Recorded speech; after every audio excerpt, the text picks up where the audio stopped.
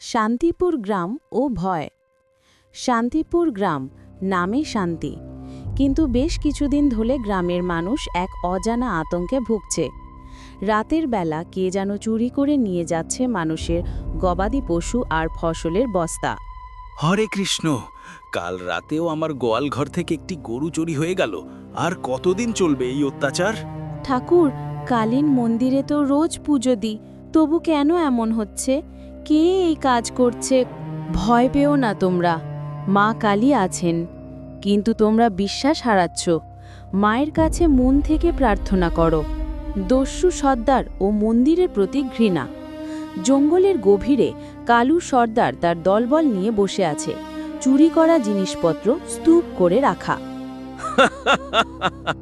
শান্তিপুরের মানুষজন বড্ড ভীতু, কালি কালি করে দিন কাটায়, আর আমি তাদের সব লুট করে আনি। সর্দার, এবার কি মন্দির থেকেও কিছু আনা যায় না? শুনেছি মন্দিরে অনেক সোনার গয়না আছে। চুপ কর, মন্দির ওসব বুজরুকি। কালির কোনো ক্ষমতা নেই। কাল রাতে আমি নিজেই যাব, দেখব সেই বুড়ি কালী কি করে আমাকে আটকায়। মা কালীর অলৌকিক রক্ষা। ঘোর অমাবস্যার রাত, আকাশে চাঁদ নেই। কালু সর্দার মন্দিরের দিকে এগোচ্ছে। কোথায় গেল তোর ভক্তরা কালী? আজ তোকে দেখব। মন্দিরের মূল ফটক ভাঙতে উদ্যত হয়। হে কি? কে?